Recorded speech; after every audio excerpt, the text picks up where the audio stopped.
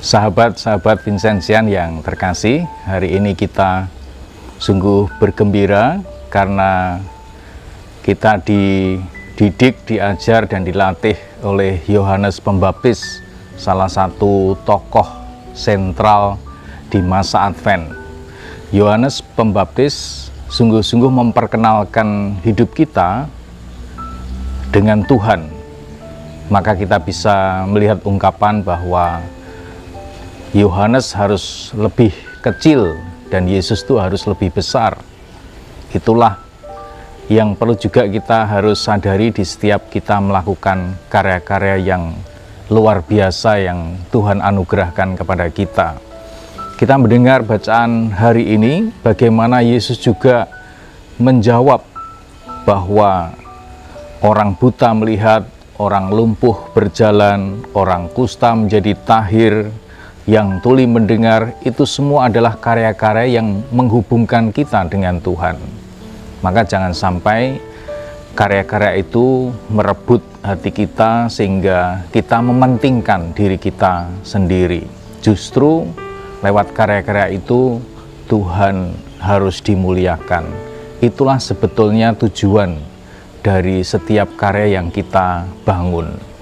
Maka karya-karya yang kita lihat sekarang ini sungguh-sungguh merupakan karya Tuhan, karya yang harus kita lakukan dengan serius, dengan sungguh-sungguh kita cintai, sehingga karya-karya itu tidak berhenti pada diri kita, tetapi bergulir terus-menerus kepada generasi ke generasi, sehingga karya-karya itu mengagumkan sekali. Maka hari ini kita mengambil manfaat bagaimana Yohanes Pembaptis juga menghubungkan kita pada Tuhan Yesus, Sang Juru Selamat kita.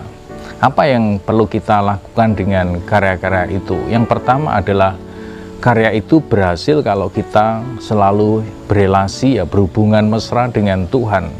Karya-karya itulah yang membuat kita berinisiatif. Maka inisiatif kita bukan datang dari nafsu, dari kekuasaan, ingin terkenal, tidak. Karena hubungan cinta, kita dicintai Tuhan, maka kita melakukan dengan penuh cinta juga, sehingga karya-karya itu berjalan dengan cinta yang luar biasa. Karya Tuhan datang dari kecintaan kita dengan Tuhan, hubungan cinta kita dengan Tuhan, sehingga melahirkan karya-karya yang penuh kasih. Banyak orang-orang di sekitar kita melihat karya-karya kasih itu dan mereka bertobat, hidup mereka tertuju kepada Tuhan. Maka hubungan mesra dengan Tuhan perlu kita pulihkan dalam keseharian kita. Kita perlu mengambil inisiatif menjadi orang yang pertama dalam berbuat baik. Kita perlu dibentuk dalam keseharian kita, sehingga keutamaan-keutamaan kasih itu melingkupi kehidupan kita. Apa saja yang perlu kita lakukan supaya kasih itu menjadi mesra? Saya kira pertama-tama kita perlu mengembangkan diri kita, memiliki citra diri yang baik. Seperti yang dikatakan Injil hari ini, bagaimana orang lumpuh itu berjalan. Yesus melihat bahwa dalam kelumpuhan itu masih ada kasih yang besar, sehingga ditumbuhkan gambar diri yang baik, citra diri yang baik. Pulihnya citra diri yang baik membuat orang lumpuh itu akhirnya mengalami kasih yang luar biasa.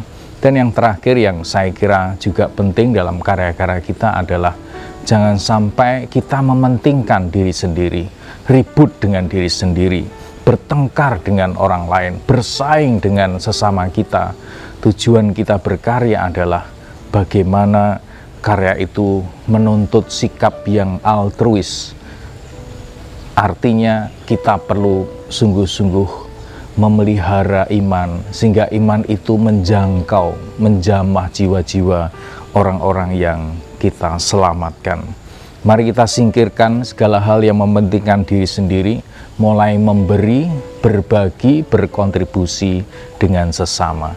Dengan karya itu, pada akhirnya kita selalu terhubung dengan Tuhan. Karya yang luar biasa karena kita sudah dicintai Tuhan. Ketika kita dicintai Tuhan, maka cinta itu akan terus-menerus terjadi terwujud dalam realitas karya-karya kita yang mengagumkan. Tuhan memberkati. Amin. Hai sahabat Katolik, buku ini ada 365 renungan singkat yang bisa menggugah dan menyemangati kita siapapun yang ingin tulus menjadi sahabat Tuhan, yang ditulis oleh Romo Yusuf Gusti Ketut Prihatmono CM. Secara sederhana kita bisa memulai mengawali hari dengan membaca renungan-renungan yang ada di buku ini. Sahabat Katolik bisa mendapatkan buku ini di alamat ini.